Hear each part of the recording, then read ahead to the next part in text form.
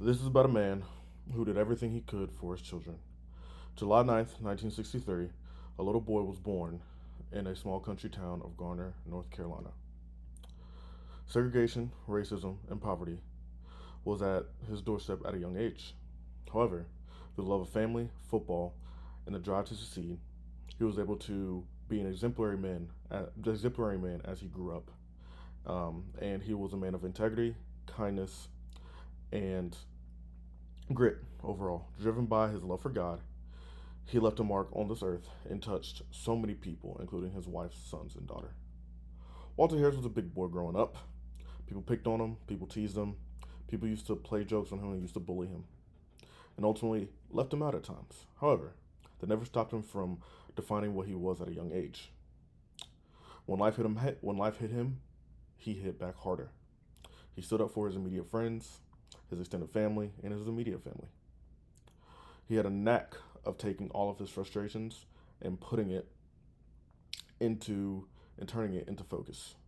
Although he wasn't the best student, he was competent, but he was also extremely street smart and competent enough to use his brain and gift of his size to translate it into football. Walter played football as a preteen, and he excelled at it. He was a strong talent. He wasn't the fastest, and he wasn't always the biggest, especially growing up in high school. But he was analytical. He had a brain. So he was able to punish the offense when it came to football. So much so that he made big time hits, and that garnered the attention of many scouts to where he was able to get a full time scholarship at John C. Smith University down in Charlotte, North Carolina. That was his biggest break and biggest outlet for him.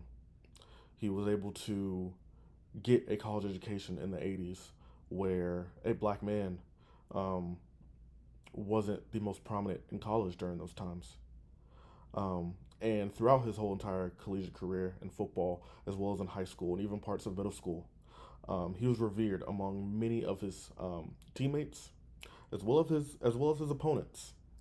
Growing up, his sons, his daughter, and his wife always heard stories about his tenacity and his smart movements and just the way he played the game of football on the football field.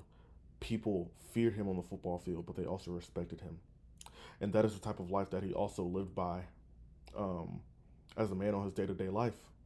He didn't want people to fear him but he also knew that people didn't have to necessarily like him, but as long as you respected him, that is what was very important. And he instilled that drive onto his family. He always said throughout his whole entire life, especially to instill it within his kids, that as long as you love God and as long as you have the tenacious capacity to never give up, you will always be able to succeed. Have the love of God in your heart. Work hard, never give up, and also just be appreciative of who you are as a person. Develop yourself, and you will never fail. Lean on God, and you will never fail.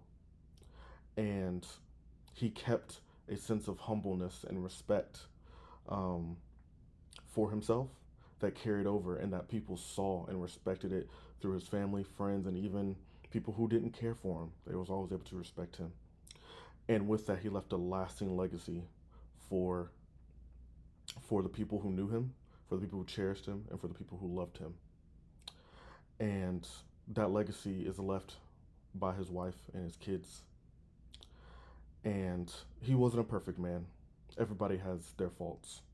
Just like, yeah, everybody has their faults. But he was the best man for the family that he raised. And his family, including myself, will never forget him. So we appreciate the life of Walter Lee Harris Jr. and may his legacy live on. I love you, Dad. Thank you.